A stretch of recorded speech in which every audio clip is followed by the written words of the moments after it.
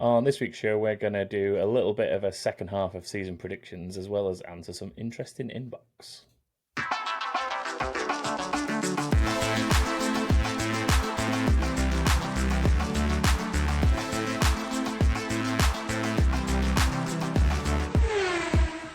Hello and welcome to another episode of Back of the Grid. The summer break is almost over, thankfully, and the dull weeks of nothing happening and no news will soon have passed. Chris is here joining me to talk about not much. Evening. We've decided that we're going to be relatively quiet over the summer break. Obviously, this is like the official break where the teams are in an actual shutdown. I think the other small break we had was still saw teams active, didn't it? So there's a little more going on, but this one's been particularly quiet. So, yeah, we're going to sort of do some second half of the season predictions and have a think about similar concept to at the start of the season when we maybe make a moderate out there and then just completely wild prediction. So probably by the end of it have one of those each just for the second half of the season specifically. And then there's a couple of bits of nice inbox to dig into, which are both quite interesting. So I guess where do you want to start, Chris, with all this? I guess we could just have a very vague run through the teams and sort of chat about what we think their second half of the year might look like and how we see things shaking out. One or two random predictions per team, then, essentially, of what we think their season's going to pan out like. Yeah. Let's go for it. Should we go back to front again as we always do? So Alpine, I suppose when you look at Alpine, the two things that stand out for me are, can they finish anywhere other than bottom? And what drivers are they going to have for the rest of the year? Because obviously we've already had one driver swap. Colapinto's not having the best time. There were those rumours for a while that Bottas might be going there. Do you reckon we're going to see another driver change there? I don't think we're going to see any more driver changes. I think we're done for that for now. Mainly because I don't think there's anybody worthwhile them swapping Colapinto for. The only crazy thing you could see, I guess, is Doohan getting another shot at it. But I don't think that'll happen with Flav in charge. So, yeah, I think that'll kind of stay as it is for now. I don't see the Bottas thing happening either. Honestly, I think going there could only hurt Bottas's stock. I don't think he would gain anything from being there, really. You could argue that having seat time is valuable, but is he really going to gain much from going back to one of the worst cars on the grid? I think it's only going to hurt his chances of coming back, honestly. Yeah, I think I would expect anything Bottas related is the most likely of the rumours for Bottas is some sort of news about Cadillac, I think. I mean, Graham Loudon's been very open about the fact that he's speaking to, I think, about 12 or 13 drivers, and I think the vast majority, he said, were all ex-drivers of some capacity, so they've been on the grid before, they're not looking at rookies, and none of them, as far as I'm aware, are current drivers either. They're not looking at trying to poach a driver that's on the grid right now. So the likelihood of things like a Perez-Bottas combination or Bottas and Schumacher that's been thrown around a little bit, I think that's where Cadillac are going to end up, and I can't see Bottas wanting to ruin any opportunity of that by getting in a car like the Alpine just for the sake of getting back on the track. Yeah, no, I totally agree there. I think Alpine are going to stick as is. Even if Colapinto's not performing, I don't think they're going to gain anything really from making another swap. Yeah, I genuinely can't see him finishing anywhere other than the last overall. Though, I was going to say, to kind of bring Haas into the conversation, they're currently 10th and 9th. Do you see either of them changing positions at all? Probably not. Like I said, when we talked about the driver rankings and the team rankings we did last week, Haas generally seem to be more consistent.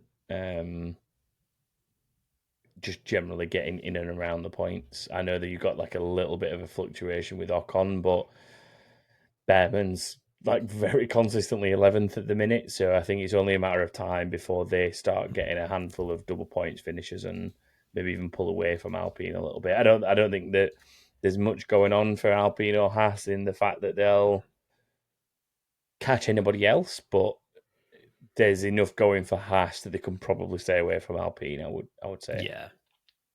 I mean, Alpine are basically operating on Gasly occasionally pulling a result out of like outperforming the car at the moment, and Yeah, that's got not going to be enough to drag them off the bottom. So, yeah, I think those two teams are probably already where they're going to finish the season. yeah, most likely. The block above them is far more interesting, though, with RB, Sauber, Aston, and I'm going to bring Williams into this bit as well. So, Ooh, you got Racing Bulls on 45 points, Sauber on 51, Aston Martin on 52. Then Williams at the moment have got a bit of a cushion up to 70 points. However, Williams in recent races have been looking less likely than a lot of the teams below them to be scoring points. So I think we are probably going to see some change in that sort of 5th to 8th section. 18 points Williams have got over Aston Martin at the moment.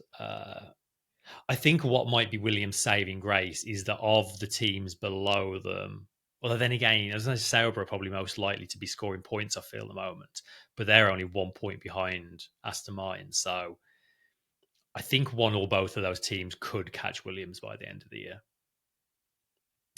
yeah, and this sort of brings me on to one of my mid-tier predictions, maybe. Because one of my mid-tier predictions, not my sort of almost nailed on one and not my outrageous one, but my middle of the park prediction was going to be that Sauber finish best of the rest. Mm.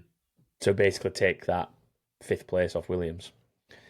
Yeah, I can see it I like the happening. momentum Sauber have got at the moment, and if they can come back from the summer break pretty strong, Williams have already said they're not really upgrading much. I think the only threat to that prediction is probably Aston Martin, realistically. But I can see either Aston Martin or Sauber catching Williams and leapfrogging them at the moment. But there's just a bit of a heart that wants it to be Sauber, so I'm making that my sort of middle of the pack prediction as I put it out there now. I mean, over the last 6 races, Sauber have been outscoring Aston Martin, who have been outscoring Williams. So they're kind of scoring in opposite of their championship position at the moment. Do you think RB are in that conversation, or? I don't think there's been enough consistency there. Like we thought they should be doing better with the car that they had and so on. I think they lost too much ground at the start. I'm not saying that they won't get themselves closer in the mix. I mean, at the end of the day, they're only like what 6 points behind Sauber and another, and then that makes them 7 points behind Aston Martin. So Yeah. I just think that realistically, Sauber have had this turn in form, and Aston Martin, despite having a weird blip in the mid section of what we've had so far, they started out with a couple of strong results, and then they've seemed to have refound that and had a couple of double points finishes. So I think that between Aston Martin and Sauber, they've probably got enough to see off any threat that Racing Bulls, would be able to present. I mean, they've only had one double points finish all season, and Yeah. that's Monaco, which obviously we know that some good qualifying performance has gotten grid position and they've been able to capitalise on it. Everywhere else, they're only getting one car in the points at maximum. And I mean, again, one of those things you're happy to be proven wrong and have that change, but I just can't see it at the minute for Racing Bulls, unfortunately. Yeah, it's just the lack of consistency, isn't it? Like, Yeah, as I said before, when the drivers perform, the team often let them down, and when the team get it right, the drivers don't necessarily make the Yeah. most of it. So yeah, I think I'm kind of with you there as well. Do you reckon? Can you see any of those sort of teams stealing a podium like Sauber did earlier in the year? What races have we got left? We've got Zandvoort, Monza, Baku, Singapore, Texas, Mexico, Brazil, Vegas, Qatar, Abu Dhabi. Hmm. Maybe Vegas with the cold conditions because could throw up a weird result again. Yeah, I think Baku has thrown up some weird results over the years as well, due to being a very fast street circuit, Yeah, and accidents and things like that, and just general toll on the cars leading to retirement. So maybe somewhere like Baku could see something like the Aston Martin, possibly, or maybe even the Sauber. But I think, unfortunately, for both Aston and Sauber, in order to be getting podiums, they're probably looking at situations like what Hulkenberg found himself in Silverstone. So you're looking at like weather conditions to make that reality. So Sao Paulo, Brazil, good yeah, opportunity for something like that. Um, that they'd probably be my outliers. I would say out of all the rest of the season, Baku just for the craziness we sometimes see there, and Sao Paulo for if it rains. That's my two outliers for where yeah. we, and then maybe agreeing with you on the Vegas thing as well. Um, Brings on to Red Bull next. That lowdown in the championship. I mean, they're on a real decline right now, and personally, I don't really see that changing for them. I I struggle to see them getting another win. I struggle to see them even on the podium of the way things are currently going. Like they're fast becoming a team that can't even pick up podiums. And I don't think they're interested in turning this season around either. To be honest, like they will have stopped working on this car. I think at this point they're going to be all in for new regs next year. Um, Considering the start of the season that Verstappen had, despite having the second best car at best, probably third best car, I think they've probably reached their peak now. Yeah, and there's definite sniffs of Ferrari. Well, I mean, Ferrari is probably, if you went all round, it's second best car at the moment, isn't it? Realistically, Yeah. despite it feeling like the results are sort of terrible for them generally, Ferrari are probably the second best car, which says a lot about how much they scupper over either driver performances not being there on a given day or strategy calls, which is the stereotypical way for Ferrari to muck things up. Yeah. Mercedes are there, but very temperamental, temperature wise. And Red Bull are somewhere behind that in terms of true pace, and it's just Max extracting something ridiculous out of the car. So, yeah, I mean, you only have to look at Max's recent form, one podium in the last 7 races, I think it is. Yeah, about that. And that was his second place in Canada. Um, Not a great run for him, but all things considered with the car, there are glimmers like pole positions and sprint races. So I would definitely expect him to be as strong as he possibly can be next weekend in Zandvoort. I would also expect him to be pretty strong places that we've always seen him go well, like Sao Paulo. But I think anything else is just going to end up becoming a little bit circumstantial for him. And there'll be races there where he can definitely pick up a third place podium, especially the hotter ones. That I feel like that's where Ferrari and Mercedes are both going to fall away more than the Red Bull. But it's just a shame when you're seeing someone of his caliber have to hope for that, isn't it? Yeah, it really is. It's like looking back, as good as this season is, I think we were all coming to this year hoping for like Verstappen, Norris, Piastri, maybe even Leclerc and Hamilton sort of Yeah, multi-team championship fight. So shame it's in many ways it turned out like this. What about Yuki? I was going to say, can Yuki kind of rescue this season? But I mean, what would that even look like at this point? I suppose, just scoring points is rescuing the yeah, season for him at this point. In total honesty, just um, being within a reasonable time of Verstappen time-wise as well, I guess. yeah, like we had that period when he first joined the team after moving from RB and picked up a few points over 4 races, and you sort of thought, okay, maybe there's something in this. Red Bull know something we don't, essentially, and they're slightly vindicated in putting him in the. But then again, I said they knew something we didn't. Like pretty much everyone who watches Formula One around the planet was like not suggesting, but expecting them to take Tsunoda in the seat and not Lawson Yeah. to begin with. And there was a lot of almost confusion when the Kiwi was selected. But like, I mean, even he's shown he's not necessarily an awful driver, but that is not a car to be making a full season debut in. Yeah. So I feel for Yuki a little bit, but yeah, the only way I think he can recover some dignity this season is to be finishing in the points and being a little bit close to Max. But it's a hard yardstick to be measured against, isn't it? When you compare It yourself is, to Max yeah. Verstappen.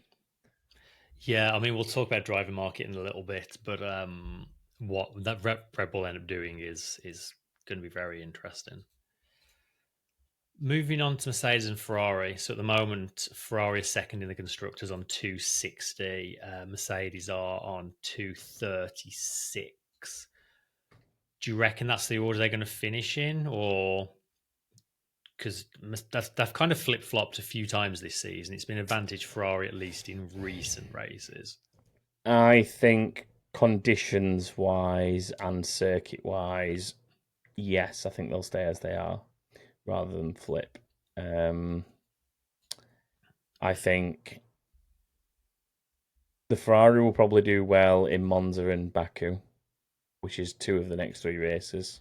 Yeah, I think the Mercedes will probably struggle somewhere like Texas um, and Sao Paulo, depending on what the weather's like.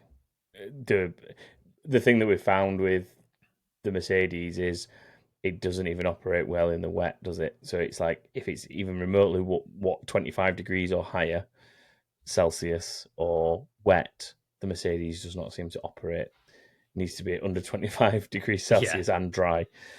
There's not too many circuits where you're going to get that. Might be in with a shout with a couple of the ones towards the end of the year, like Vegas, Qatar, Abu Dhabi, because obviously those are all sort of night and twilight races, aren't they? So you've got those colder temperatures, which might see the Mercedes come alive a little bit.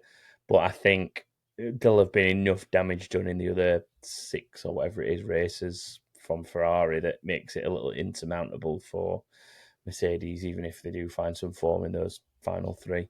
But I think that's, if anything, where there's a little bit of the season to go that Mercedes might get a bit of an upper hand over Ferrari is those final 3.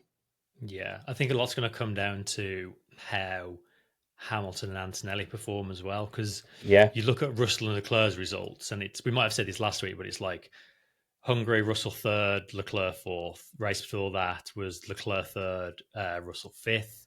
Austria, Leclerc third, Russell fifth. Canada was a win for Russell and fifth for Leclerc. Race before that was a third for Leclerc, and it just keeps going all the way back through the season. They've never been more than, or rarely been more than a couple of places apart. And I think you look at the second driver to make up the difference.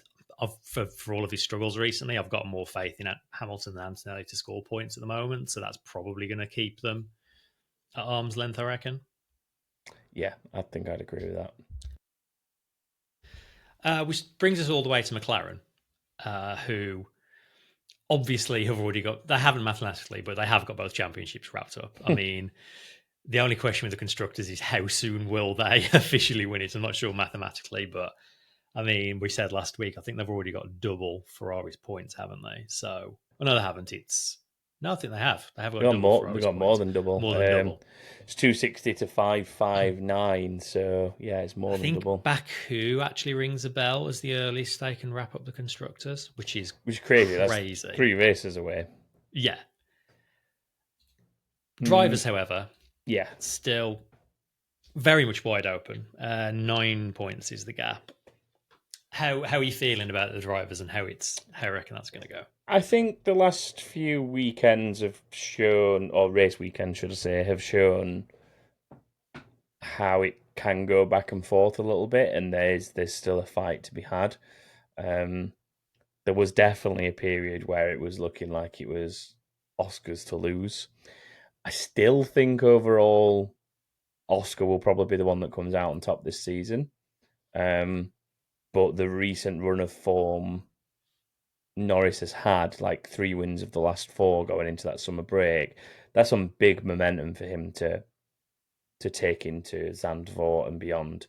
Like, I mean, he's personally gone pretty well at Monza in the past. He's can't remember how well he's gone at Zandvoort in particular, but like Monza in particular, he's had good runs in the McLaren, obviously. Yeah. Not just in support series. So, yeah, I feel like there may be 1 or 2 races coming up now as well, which give Norris an opportunity to maybe initially leapfrog, which nicely brings me on to another potential prediction, which is at some point Norris will re-lead the title for, I'm going to say 3 races. Norris will have like a lead for at least 3 races in what's left of this season. But ultimately, I think that it will come down to Piastri when it gets down to Abu Dhabi. I think it'll go all the way, and somewhere in amongst that, I think Norris will have a little bit of a run. Probably going by his previous form, I would say that like these next 2 or 3 races are maybe where he does the leapfrog with how close he is currently. Yeah. Comes out of the summer break pretty strong. He has won in Zandvoort before, thinking about it. So maybe picks up a win at the Dutch Grand Prix, picks up a win at Monza, and then strong result in Azerbaijan, Baku, keeps him like a little. That's the little 3 race run there, and then it then maybe goes back and forth a few times over the remainder of the season to take it down to Abu Dhabi. I think the only way it doesn't go to Abu Dhabi is if one of them has a retirement. I think, Yeah, because they're finishing so close together most of the time. If one of them does have a retirement, that's big, in all isn't it? likelihood going to be a 25-point swing, and that's not going to be able. That's going to be too hard to Yeah, claw back. the only way that's going to work is if they both end up with one at some point, and it evens it back out, which is entirely possible. But it's entirely possible they're both going to retire in the same race at some point. Well, yeah, if the retirement comes from them coming together, it's from some contact. Do you think we'll see contact, like full contact, at some point between them this season? I definitely think we're going to have like some kind of contentious issue between them. Whether that's like big enough to cause 1 or 2 retirements, I'm not sure, but I definitely think we'll have some kind of clash that becomes like a contentious thing between them. Yeah, I think it will be much later in the season if and when that happens. I don't think we're going to come out of the summer break all guns blazing and see something in Zandvoort. I would suggest that it maybe happens somewhere like Brazil or Vegas or something, like as it's getting quite close to the wire, especially if, I don't know, maybe Norris has that lead for a few races and then loses it again to Piastri, and then suddenly starts getting a little bit desperate because he's on a bad run. That's how I sort of see the rest of this season playing out is strong results for Norris that see him take a lead over the first three. Piastri then maybe clawing it back and getting back ahead over the next three. And then you come to like Brazil, Vegas, and Norris has lost the lead again, being beaten 3 or 4 races in a row, just on track performance, and starts getting a little bit desperate. And you see something similar to what happened in Canada. Because that feels like that was what happened in the run-up to Canada to some degree, right? There was some really good, strong results, but Oscar was consistently that bit ahead of him. And it was a bit like, I have to beat this guy at all costs, and it ended up being too costly. So I think generally that is probably how I can see it playing out. Because, you think about it, if Norris hadn't made that mistake in Canada, and let's say he finished a place behind him on the road, that would bring the gap down to like 4 or 5 points between them rather than the 9 it is now. Like, come end of the season, that Canada moment could end up being extremely significant for the order they finish in. Well, yeah, what would they have been, 4th and 5th, I think? 4th and 5th, yeah. So it definitely helps. I mean, it doesn't flip the narrative or anything. It doesn't give Norris enough points to have got into the summer break lead-in, but it definitely brings him closer. Actually, no, it would actually. Would it? Yeah, 5th place is 10 points. So if you... Oh, yeah, sorry, yeah. I'm thinking, sorry, I'm doing bad maths there. I'm thinking of the difference between 4th and 5th. Yeah, but Piastri scored those points and they're on the board. Yeah. Norris got nothing. So, yeah, he would have got those points. Yeah. And so it would actually be enough. Yeah. Yeah, very costly. Yeah, so it will be a shame if that is the kind of things that decide a championship. It would. Overall. However, it will show that consistency and cool head is what you need. Like if Oscar wins out and it ends up being something crazy, like let's say that happens again, just for argument's sake, they're battling over some lower, like non-podium places. I said lower positions, like battling for 4th is back market material. But I mean, for the McLarens at the minute, battling for 4th is back market material, really, isn't it? Yeah. But then if you sort of ended up going back and looking at it and thinking, well, on 2 occasions now, Oscar's had a lead, Norris has taken himself out trying to take the fight to him. When you compare that to the other way around, where Piastri, yes, has come extremely close, but has just kept himself out of trouble on those couple of occasions, and it ends up being like a 15, 20 point deficit by the end of the season, Norris has to seriously look back at himself and say, what was I playing at? Because that has cost me a world title. Those mistakes have cost me the title. They're not points that Piastri's taken off him. They're points he's thrown away on his own. Yeah.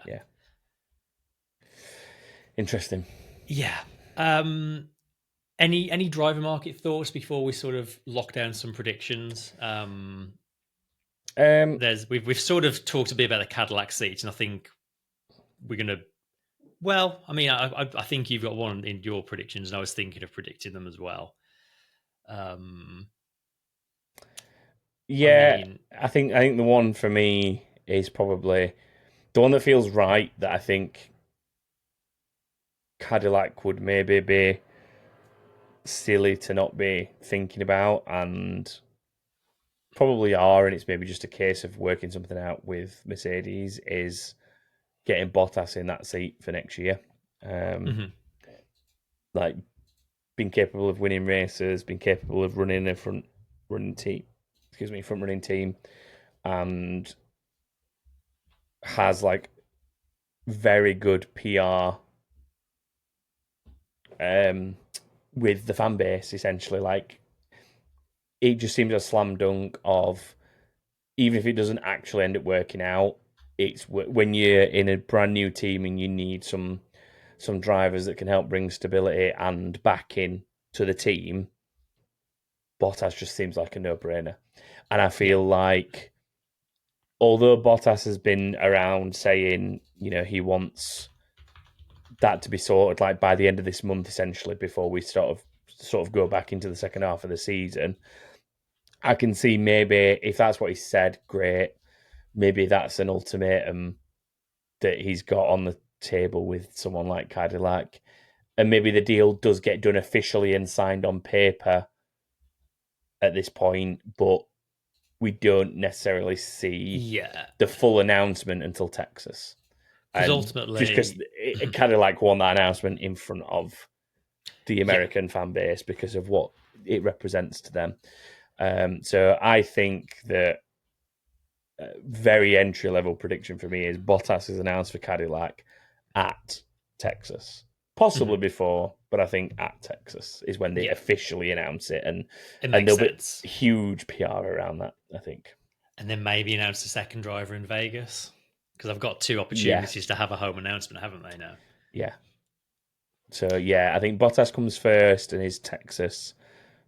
Whoever it is after that comes second at Vegas. Makes sense. What about the Red Bull seats? How do you reckon that's going to shake out? Well, we know Max has committed himself to stay, and he's done that. I think Red Bull's main problem at the minute is probably not having anybody quite ready to take it on.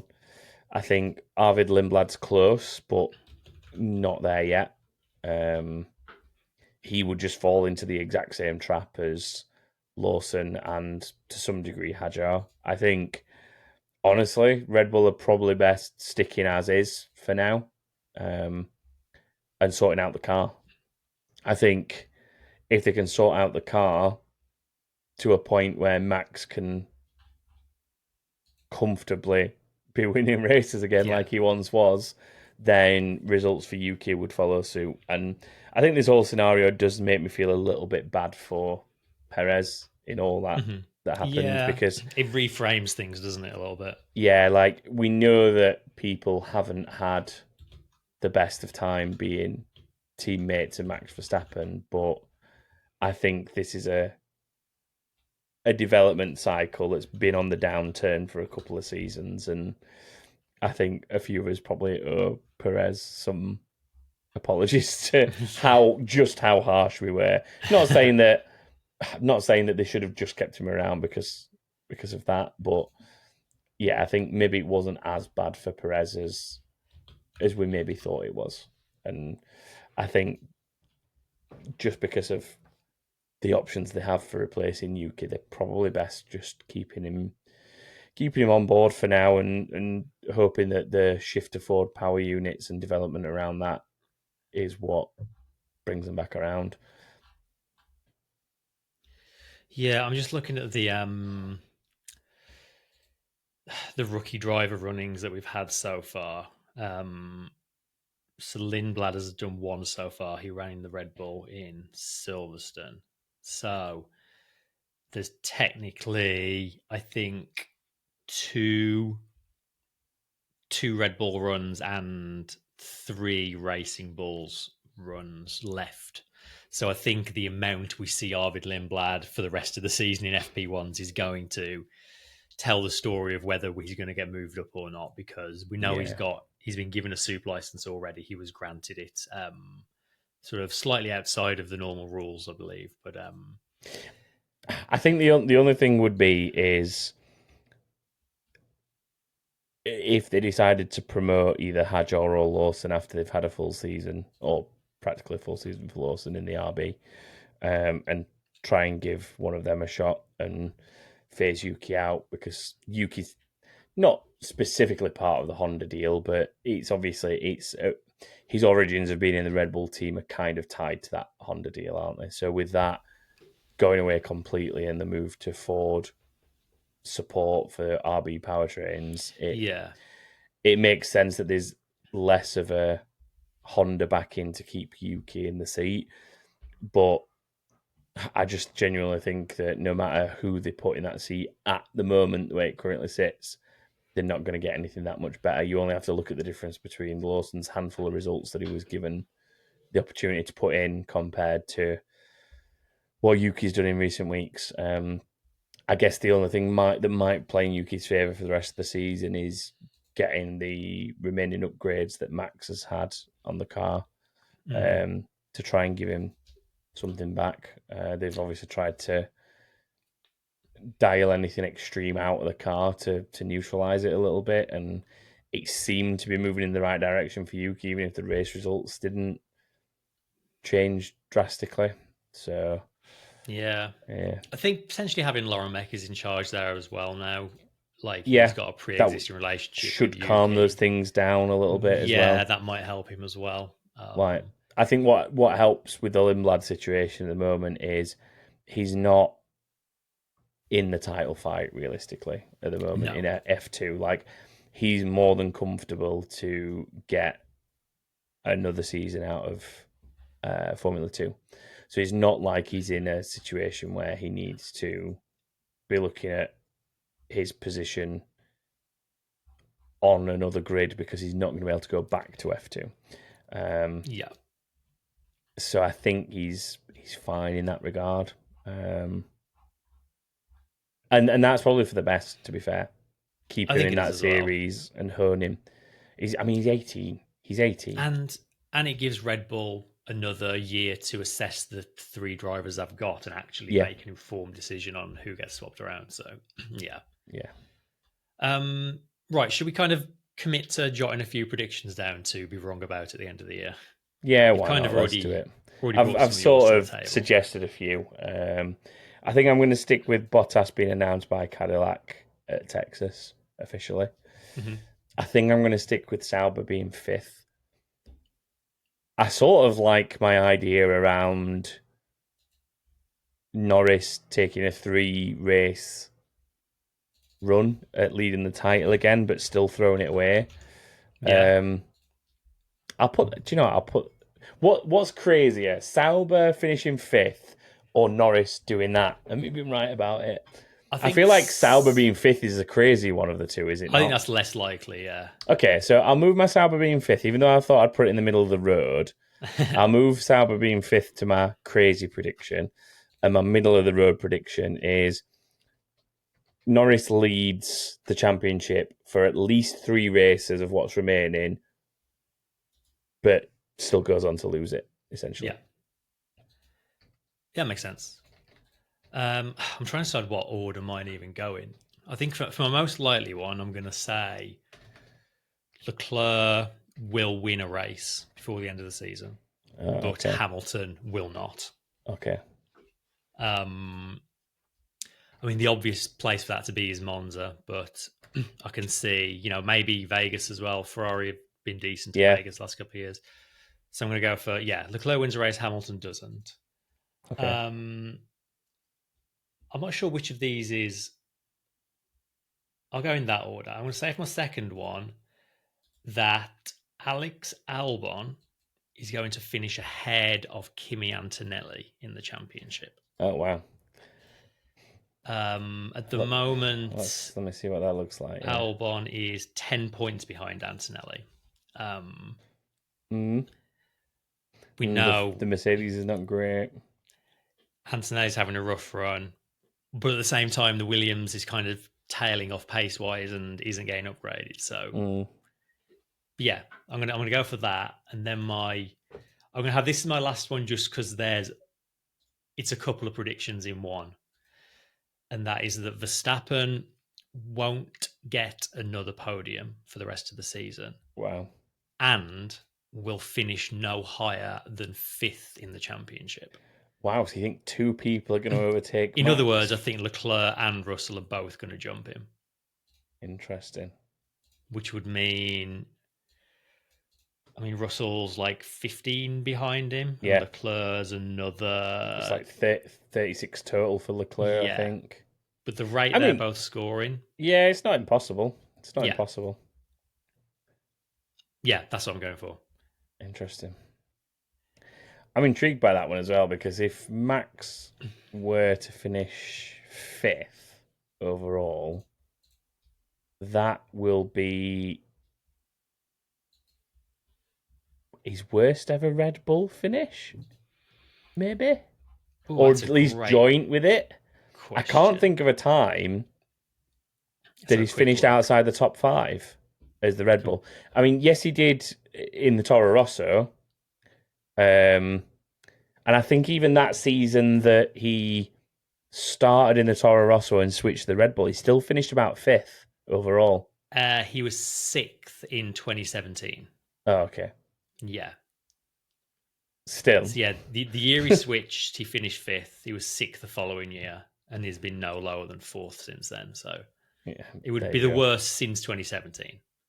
Which is crazy. Yeah. I mean, I know he's obviously had a four championship Yeah. streak in that, but it just shows how high Quickly he's things been change. outside of Yeah. that. Yeah. So, interesting. All right, I like Right. them. Couple of actually good old bits of inbox to finish up with. Yeah. Do Should you we want have a the jingle to make it Do you want a official? jingle? Make it official. Yeah. Yeah. Is keep it saying now. Stay on. Box. Hey man. Do you want to read the first one? Yeah, first one from J. Alexander, who has his own prediction that then becomes a question. His prediction, the opposite of mine, is that Ferrari won't win a race for the rest of the year.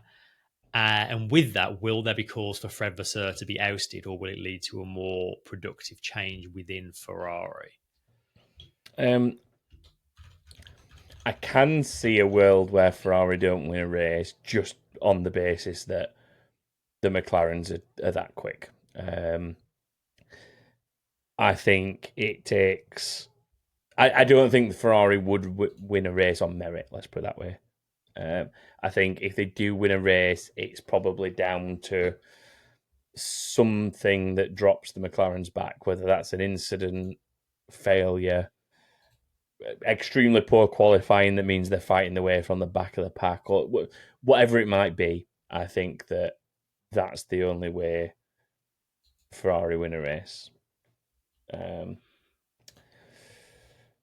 I don't think after the kind of vote of confidence scenario we had with Fred Vasseur that even them finishing the season without that win, I don't think it would be enough to get rid of Fred at the No. moment.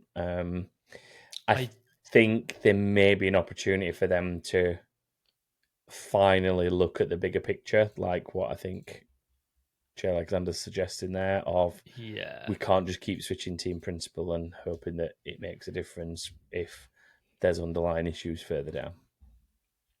Yeah, I think if next year they aren't in the championship fight, then probably more questions will be getting asked. Probably, I think Vasseur and Hamilton's future probably depends a lot on how next year goes for Ferrari, actually. Yes, I would say next year is the big one for them. And I think there will be a slight element of the Ferrari camp that already have resigned themselves to that fact that they need to be focusing next year and getting that right. Which is why I can understand that they probably won't win a race for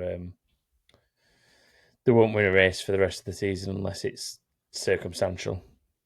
So I know that's flies in the face of your prediction, but yeah, that's where I sit with it. Shall I go for the next one?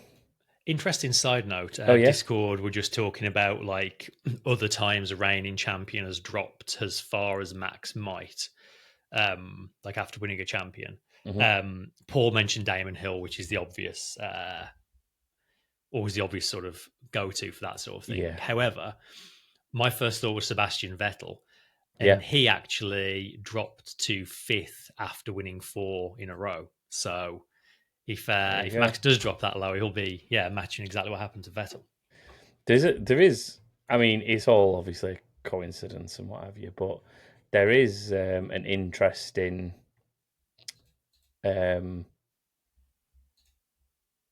like parity, if you want to call it that, between Vettel's Red Bull career and Max's Red Bull career. Yeah, Like not like oh my word, it's exactly the same. But there's definitely been some similarities in places for sure. Yeah. In that case, then how he did 1, 2, 3, 4. Let me just work this out. Whilst you were doing that, I was also so after the first year, Vettel didn't win a championship with Red Bull. He left the following year. So, dun dun dun. So there you go. So he's going to finish. What position did he finish in the championship when he didn't win the title that year? Fifth. Fifth, yeah. So to add to your long-term crazy prediction, he won't be on the podium again. He will finish around fifth in the championship, and after this one season that he's committed to of this new Ford-based project, he will be gone and go to Ferrari, and then never win a race again. Yeah. I mean, having said that, I was just looking at the last time Ferrari had a winless season and thinking they always manage to scrape one here or there or something like that. It's not actually that long ago. In 2021, they didn't get a win between Leclerc and Sainz, so it's not that long since. Yeah. I mean, they had podiums. You have to go back. I'm just looking back at the last time they had a season without a podium. That's definitely a lot harder to find a Ferrari season without a podium. I mean, yeah, that's very difficult. But we've had podiums for them, haven't we? So it's like we're not going to see that this year anyway. Yeah. So interesting. Right, I'll read the next one because this is a bit of a meaty one. So Mike P says, "Hi all." No, I'm reading that wrong already. That's a great start to this epic question. Hey man, all F1 cars have many standard supply components. They're all identical and they're all purchased from a single supplier. Things such as the ECU, engine mounts, wheels, and of course, tyres. Is there anything from the existing standard supply component list that you think the teams should have more freedom with? And is there anything that the teams currently have to develop, source, or manufacture for themselves that you think should be on the SSC list? And if so, why? And then has very kindly provided a list of as much as humanly possible, which I think the Discord clubbed together on this one to try and build this list. I could be wrong, but I think they've worked together on this, of just a huge list of things that are obviously standard supply components, essentially. Yeah, I mean, in terms of things on that list to be opened up, like the majority of things on there are things like TV cameras, biometric stuff, driver radios, fuel flow sensors, all that stuff. It obviously makes sense. The only thing really that stands out to me that you could open up is the wheel covers and wheel rims. I think there's maybe an argument could be made to ban the wheel covers and then let teams design their own wheel rims to give them a little bit more kind of design and personality in that department. Yeah, I think anything to do with sensors and monitors should remain within the SSC. I think you'd be crazy letting people... I mean, they find ways to circumvent the standard ones as it is, so letting them make their own is not a good idea. I think things like the telemetry and the TV camera mounts and all that sort of stuff, I think all that is best remaining standardized because then it's the same thing for everyone in terms of the way it affects the car's airflow and stuff like that. So yeah, I mean, I think the main one, there is part of me that misses, although it's been a long old time since we've had it, there is a part of me that misses the era of tyre wars.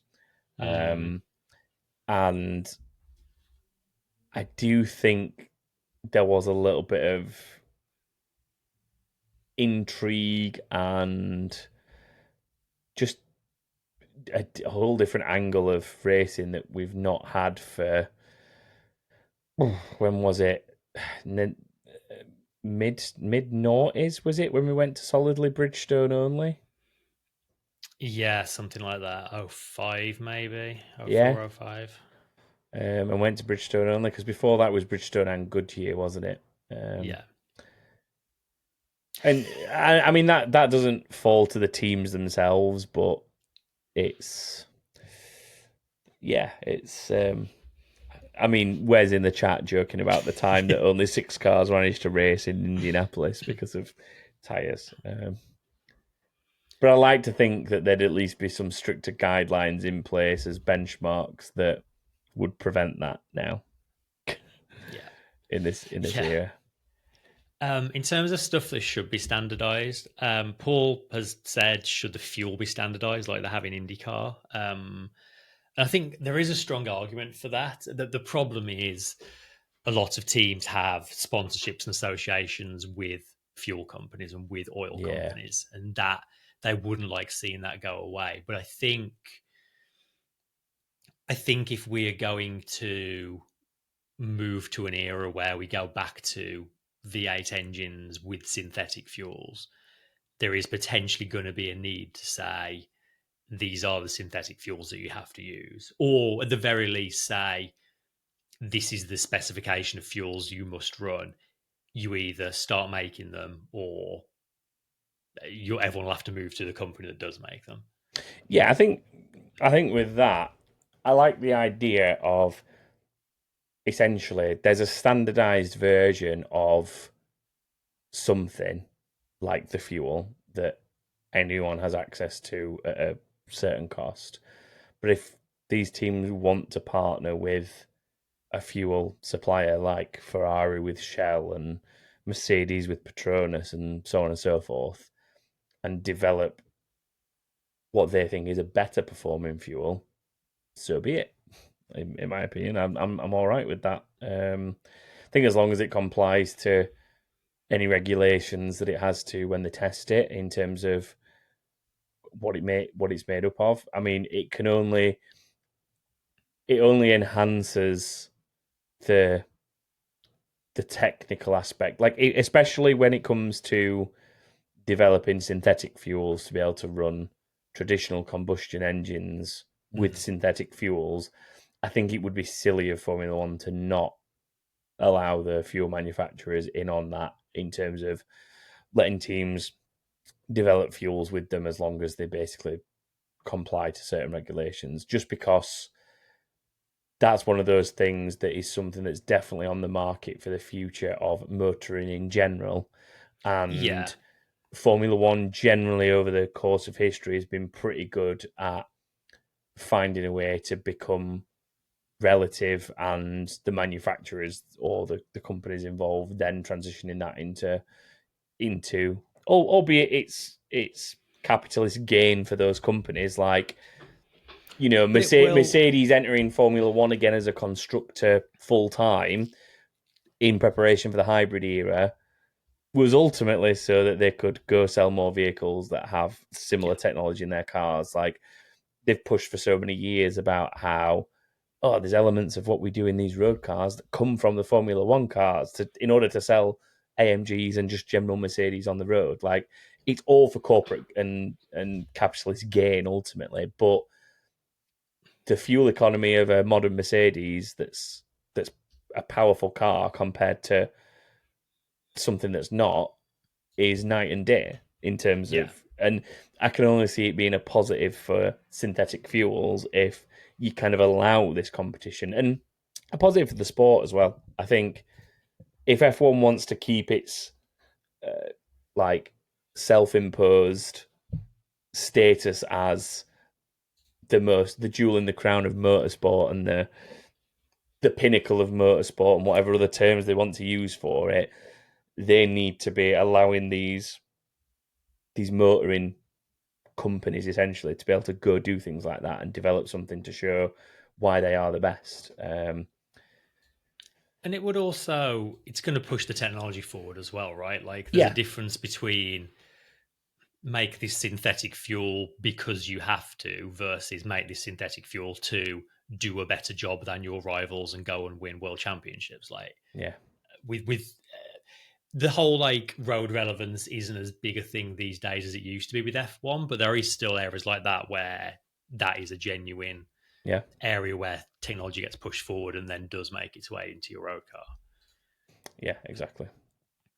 I think you could probably also make an argument for certain elements of the hybrid system being standardized, like the battery. Is anyone really gaining that much performance from the battery? Probably not. You could probably simplify things a bit by standardizing that. And in the same token, this might be a bit controversial to like purists, but at this point in time, gearboxes, like everyone makes their own gearboxes. They're all much for muchness these days. I don't think anyone's got a gearbox. They're like the rules around how you can build them are so strict. No one's really making any significant gains out of gearboxes. Like imagine the cost saving you could have in an area like that. Yeah, potentially.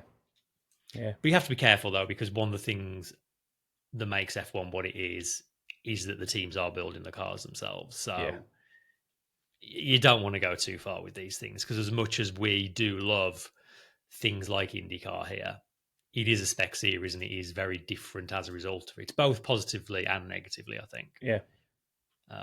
I mean, yes, you do have teams, but I definitely would say that you generally find yourself rooting more for a driver in a series like IndyCar. Yeah. With it being spec. Same as like Formula 2. Like I genuinely rarely pay attention to who drives for which team when it comes to Formula 2 and Formula 3. Like, don't get me wrong, someone ends up in something like a Prima, you kind of pay a little bit of attention because that usually means Ferrari have pulled some strings to get them in it, and Prima are a notoriously good team in terms of, you know, the setup and the management of the car and so on. So, bit of a big deal. But then beyond that, is anyone paying that much attention to those teams in those series? Because I genuinely couldn't tell you who's been in a Prima recently other than like literal Ferrari juniors, and Antonelli was the other one. Yeah. So yeah, I think it removes that team. I mean, I could be wrong. There's probably loads of IndyCar fans listening to this right now screaming, "What are you talking about? I support Chip Ganassi, or I support whatever." I'm sure people do, yeah, but I'm sure that is how it works for some people. But I find that when I watch that, and a series like Le Mans and World Endurance, I still find myself rooting for teams at that point because the cars are allowed to be so different, like what the Formula One cars are. The teams are allowed to, within some standardization, go develop what they want to develop. And you do find yourselves like looking at a team like, say, Peugeot in the World Endurance with that whole concept of having no rear wing on the car. That was kind of World Endurance's version of the side podless car from Mercedes from a few seasons ago. And admittedly, it didn't work out, but to see a car roll out of the garage for World Endurance testing like that and think, wow, that's bold, like, and see where they're trying to go with it and see how it pans out. For me, that's why Formula One and World Endurance will probably be up there as two of my more favoured series to forever pay attention to, because I like that technical development. And I know that's not for everybody, and it does overcomplicate it at times, but I think that's what appeals to someone like me and probably a lot of Formula One fans over time, is it appeals to them like what the team are doing. And there will be people that will back a team and follow a team regardless of who drives for them. Like, look at, you know, the Ferrari fan base. They don't really, I mean, yes, they care who drives for the team, but they also don't at the same time. It's a weird scenario with them. So yeah, I mean, WEC and IMSA is an interesting one because it almost works the opposite way to what you're saying about IndyCar. Like within the LMDH category, you're going to have people who are fans of BMW, Cadillac. They'll be fans of McLaren when they join. But all three of those cars use the same chassis underneath. Yeah. Likewise with the Acura, the Alpine, and then what will be the Genesis and Ford entries. They're all going to be the same chassis underneath. However, to the average fan watching, they all look wildly different cars and they will have their own support. So it kind of works in both directions. Yeah. I'm not sure how we got down the route of where we're talking right now, but a good question nonetheless from Mike. Well, this is why we've saved it to this week, because Yes, because there's there's no plenty of time news. to talk about it. But yeah, I think I hope that's somewhat answered Mike's question. I hope Mike's happy with where that went, even though we ended up talking about IndyCar and Yeah. WEC as much as we did Formula One. But yeah, that rounds us up for what has somehow been a full-length episode, despite there being nothing to talk about. You're welcome if you enjoy that. If you do enjoy it, please do remember to always hit like and subscribe here on YouTube. If you listen to audio version, obviously, please remember to subscribe and share the podcast through whatever you listen to. Those ratings and stuff there also help as well. If you want to get in touch with us and maybe share some of your predictions or drop some early inbox for the Zandvoort preview, whatever it might be, we're on all the socials. You can find us on X, Twitter, Facebook, Instagram, and Blue Sky. So just search for Back of the Grid on any of those. And you can also head to the website at backofthegrid.com, where there are our contact form, links to all our fantasy leagues, as well as the predictions league, which will be back up and running for Zandvoort. And of course, a little shout out to our Discord community, which is accessed through Patreon. So everyone in our lovely Discord community is a patron supporting the show. If you want to get involved in that, head to patreon.com/back of the grid, or head to the website, and there's links on there for that as well. So that sees us to the end of the summer break, technically. Chris and I will be back next week to preview Zandvoort. We will see you then. Goodbye, everyone. Bye, folks.